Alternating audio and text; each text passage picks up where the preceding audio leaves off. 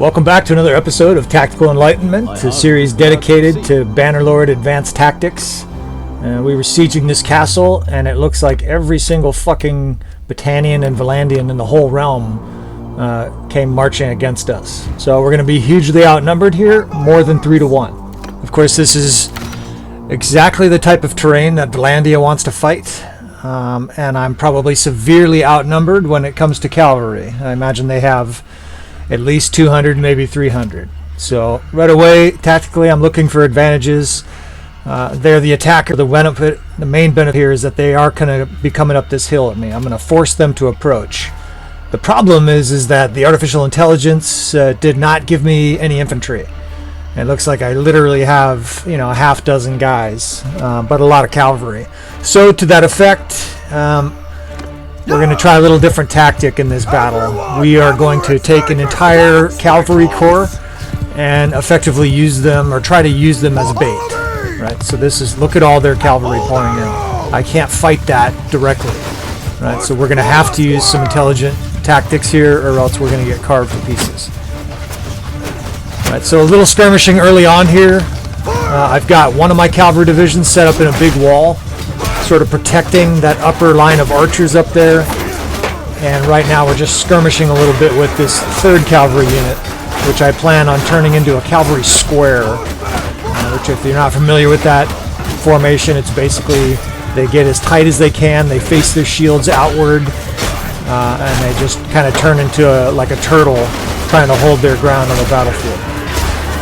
Here come cavalry up the hill. That's a problem. I need to try to deal with as many of those as I can.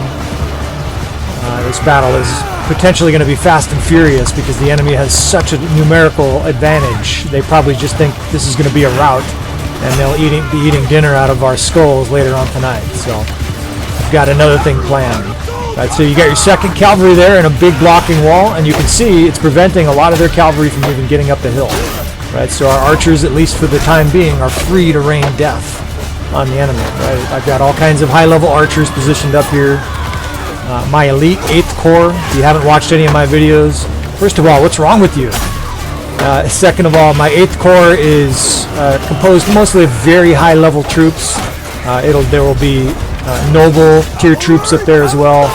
Troops like Battanian Fian champions, and of course a lot of my extended family. Very high-level troops, and we'll be using them at times to puncture the enemy's wall. So more skirmishing up here. You can see one of my cavalry squares is already decimated. Even when a defensive format, they still got torn to pieces. The good news, though, is that we're also dealing a lot of damage. I hear horses dying. I see people getting dismounted. Nobles like that getting slaughtered. It's definitely going well for us, right? Like, I keep that screen, that right upper screen where there's death spam, I keep that in my peripheral vision at all times, because it can also tell you whether or not you can need to make adjustments, right? If it's full of red and you're getting slaughtered, well, you need to adjust your strategy, your tactics. Right? So, given that we've already lost an entire cavalry corps, again, for this to work against so many cavalry and their archers are starting to pour in, I'm actually bringing down my other cavalry unit. Ordinarily, they act as a defensive wall for my archer corps. In this case, though, I kind of feel compelled by the slaughter of my 1st Cavalry Division to move them down, and they are going to form what we will consider another sacrifice here. Sometimes you've got to lose the battle to win the war, and that's basically what we're doing. They're getting pelted with arrows, but those guys have lots of shields, right? There's actually a few guys left of this 2nd Cavalry, kind of some brave guys that survived that 1st onslaught. But the 3rd Cavalry now is firmly in a square position at the base of this hill. Right, the enemy archers, enemy crossbow, they're just pounding them with arrows. But at least they're not hitting our archers, right? Our archers are getting off some shots. A lot of times when the battle is in a lull like this and the enemy is far away, I will tell all my archers to hold their fire. You don't want them wasting arrow shots, even though they might be able to reach these troops. The damage is much lower at this range. Their arrows in the dirt in a battle that we're going to need every single arrow, every advantage we can find, right? So their cavalry's making cycle charges. That's just fine. If they want to do that, I'm not gonna adjust my strategy at all. I am gonna move my cavalry square lower though on the hill here, because again, I want their infantry effectively baited by this cavalry square. the key thing, the key premise here is if they're attacking my cavalry square, everybody else is free to light them up with arrows, just like you can see here, right? It's just a rain of arrows downhill. And when the enemy's this close, right, you open fire. I'm going to assist them with some really bad javelin throwing. Some days I throw like Achilles from Troy. Other days I throw like I'm drunk and ate 3 onions for breakfast. Maybe this is a 2 onion day. I'll break out the battle axe here. I usually have more success with the battle axe. Here come the rest of the infantry. The enemy actually has a lot more archers than infantry. And so their infantry waves have already been knocked down dramatically. There will be more. Right? This is a battle against 30-something, 3,300 troops. You know, we've maybe knocked down 400 or 500, but there's definitely going to be more. So another adjusting tactic here. I'm taking a cavalry corps and putting them right in the face of the enemy in a big shield wall formation. The reason I'm doing that is I'm taking the offensive here. While my archers are protected, I'm dragging my nasty 8th Corps, about 80 units, right into the mass of their archers. I don't want their archers setting up close range where they can just pummel us with bolts and arrows. So we're taking the aggressive move here. You can't do this over and over again because, of course, the 8th Corps will get decimated like everybody else. They're tough, but they're, you know, they're still human. But we're just doing this to push their archers back, to kill whatever we can, and to prevent them from getting close enough to really pound us with bolts and arrows, right? So far it's having exactly the effect I was hoping for. Cavalry sort of chasing and making their archers uncomfortable, their crossbowmen uncomfortable, and my 8th Corps is slaughtering anybody they can get their grips on. Look at these guys just right in the face of the enemy. The other advantage of the 8th Corps is that they have incredibly fast movement. Most of them have, 250 plus athletics. Some of them are 300 plus, right? So the enemy's been pushed back. We retreat now, and this is a tactical retreat. We're not retreating in fear. We are retreating to reset our lines. The damage has been done. Our hit and run attack was successful, and we get back up the hill where we're out of range of their troops and their archers, right? The cavalry division is actually still down there. Well, now I've got them following me. They're effectively acting like a wall. If you watch football, you can pretend that this is like our fullback or our offensive line, just completely preventing the enemy from getting to our Tom Brady. Right? We're gonna throw for 4 touchdowns in this game, and that's because we've got our offensive line being used correctly with just the right amount of manpower to make it work. Right? Look at their cavalry's all jammed up here. They've got some infantry jammed up, and they're making kills, right? My guys are not invulnerable. They're protected pretty well in cavalry shield, but the main damage is coming from the archers. These archers are shooting downhill into distracted targets, and for the most part, they're uninterrupted. I mean, these archers must just be having the time of their life, right? They can shoot on the far down troops, or they can mow down the troops that are closer to us, right? They really have their pick.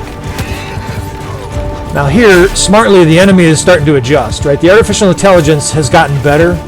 They must be adding new code. Tailwords must be adding new code. And of course, I can still savage them with my battle axe on a horse. But they have a beautiful line of shield wall.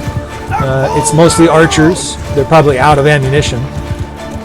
But behind that, they have a lot of archers still. So we're going to remain defensive. They're the ones that attacked. That's an important fact in this battle. Theoretically, I could just sit up here in the grass until they attack. Now, of course, if they didn't attack for an hour, you might see where I attack in that situation. Simply because I don't want people just getting bored, going to watch Ren and Stimpy or some other horrendous shit because this is so boring. Sometimes I'll make attacks just to spur the action along, but at least initially here, I'm going to make them come up this hill, right? This hill of death.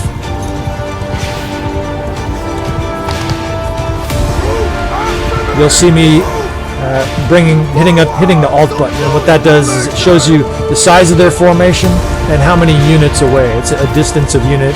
I suppose it's probably the equivalent of like a yard. When when archers move, swing in for the kill, right? They're not shooting. They're highly vulnerable. I mean, these guys have huge shields, so it's protecting them somewhat.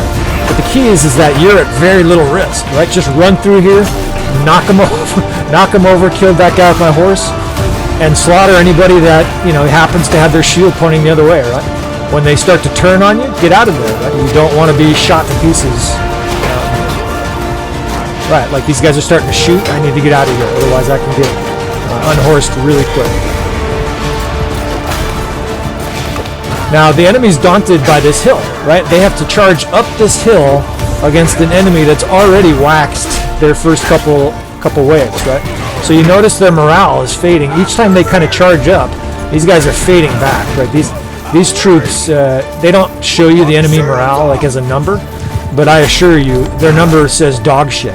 It's a tragedy for their morale, right? So sensing weakness, we're going to go in for a little bit of the kill here. This is my 8th division I've pulled over. It's a mix of archers, cavalry, and infantry. We're just kind of watching what the enemy does. Note I have that giant shield on my back.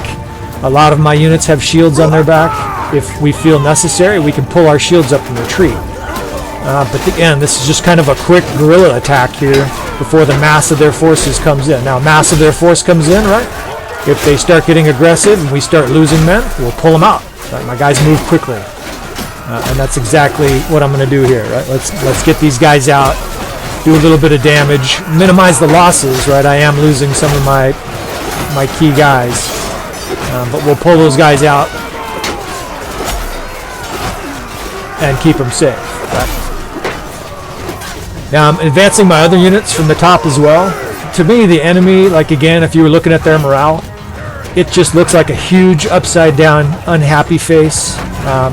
When the enemy's like that, it's like a boxer that's wobbling on its legs. You go in for the kill, right? They're playing really good defense here, but they don't seem to have any interest in actually trying to attack. They seem like turtles retreating on their shells back to some safe location, right? I'm looking for reinforcements too. Your reinforcements will come out in waves. I've got my shield up here just kind of observing what the enemy's doing. The enemy's receiving huge amounts of reinforcements. Of course, we're still facing an army probably of over 2,000 men, right? The battle is hardly over yet, even though we've done major damage. I've got sword sisters whose face is just covered in blood. They look like vampires. Alright, so we're retaining the high position here.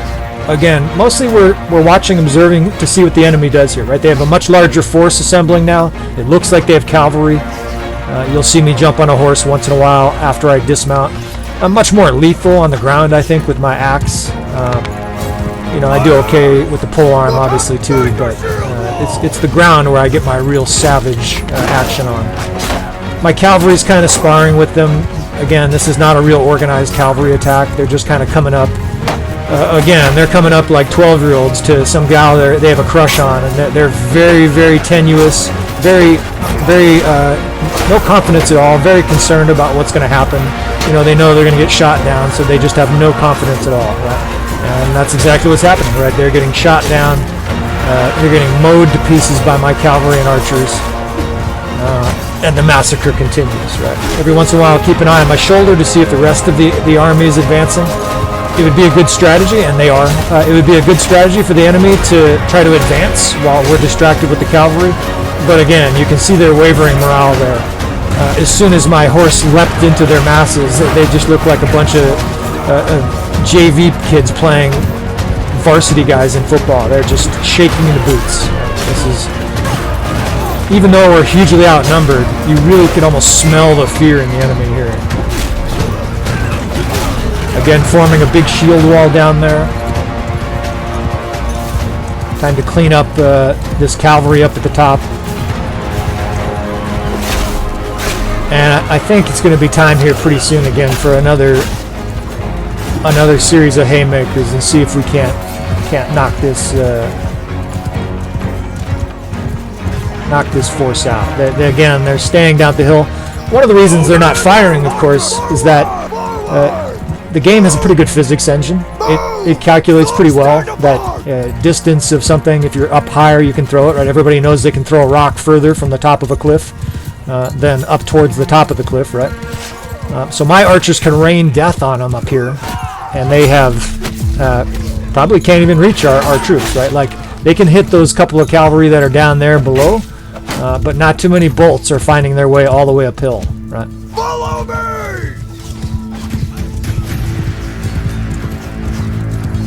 Look at these cowards. Cavalry! I mean, they are firing bolts. I'm gonna leave my guys up there nice and safe. Let's do a little bit more terrorizing here. I've still got like 3/4 of my health.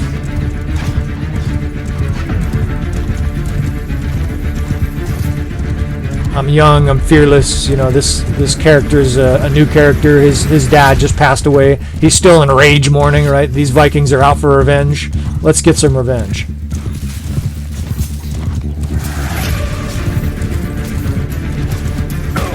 Got a beautiful wedge and no offensive. It's almost like they're paralyzed coming up the hill. They start coming up the hill, they start retreating. Look at that each time. Yeah, it's time to put this sad Valandian army into the ground where they belong. I'm going to organize a multi-pronged attack here. A lot of my archers are out of arrows, right? But I also have probably, I don't know, 80 Battanian Fiends in the mass. And anybody who's played with Battanian Fiend champs know that yeah, they got some arrows going. They're hitting us with bolts. Whenever that happens, you see this ridge here where it kind of cuts off their line of sight. Pull right up over that ridge and just stay low. Like treat it like a World War II situation where you're ducking in the trenches and making sure the machine guns can't hit you. Right? I've got my shield out too in case a barrage of bolts heads my way. But I'm sick of waiting for this insolent, petulant, weak-ass force to do something, right? So we're going in. It's to their advantage, right? They're going to unleash a hail of darts. But once we get our hands on this sad battalion, I think the slaughter is going to be on. Even though we're outnumbered at least 2-1. So archers coming down. I'm positioning one group of archers up high still to keep shooting, and then we're going to wade in with the 8th Corps. Bunch of cowards. Attack me and then just sit at the bottom of the hill. Kill these cowards.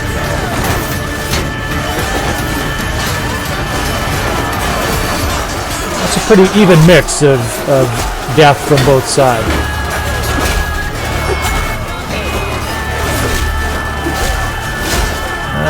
Leaning our way still. I think the archers are definitely doing damage up there. Even though I'm fighting 3 or 4 guys at once, right? Like we can still mow through these guys pretty well. These archers here positioned, look at them just lighting them up, right? They've got amazing line of sight and they can shoot over our troops. The enemy is having a hard time shooting over theirs. Not to mention they've got angry Battanian Fiends swinging axes in their face.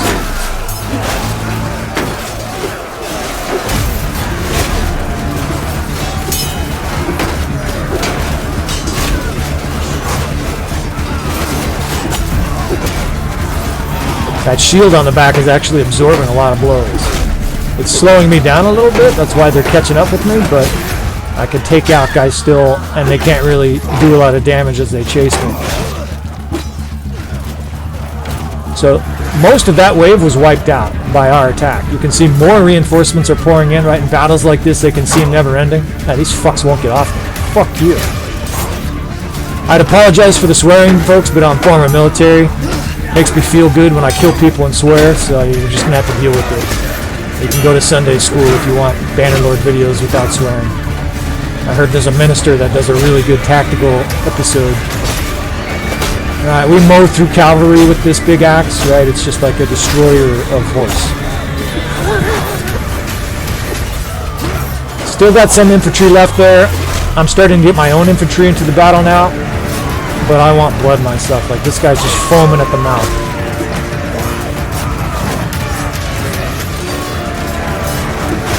Another thing I'll use my elite 8th Corps is to bring them in to rescue me if I start getting in too deep with the enemy, right? You'll see me put my shield up and then call the Hounds of War, call the bodyguards in, the Secret Service in to make sure that their leader makes it out all right.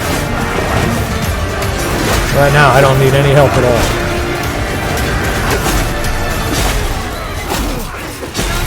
Even though I'm like surrounded.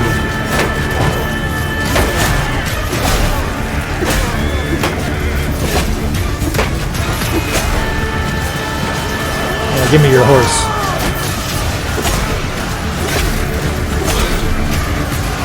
still just a wave of green death. I mean, for every one enemy kill, we're getting 10. Even though we're outnumbered. Right? They're coming up into this ridge. They're getting shot to pieces.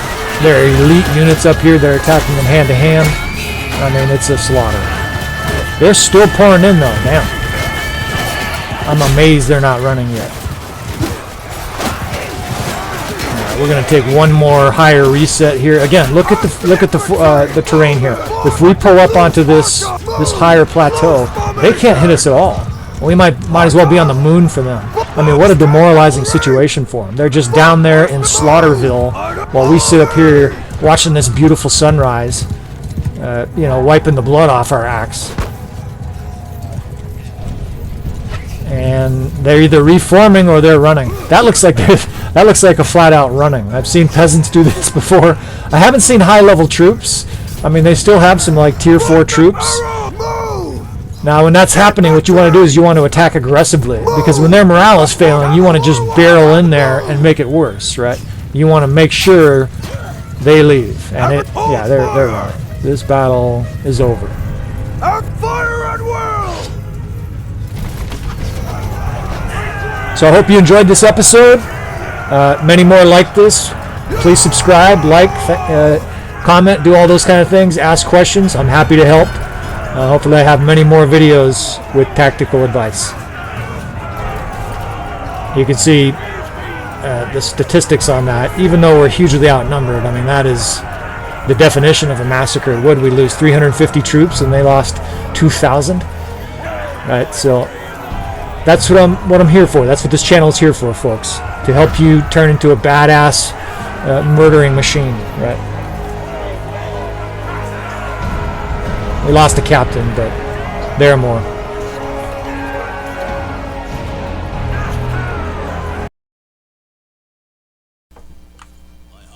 I'll see you next time.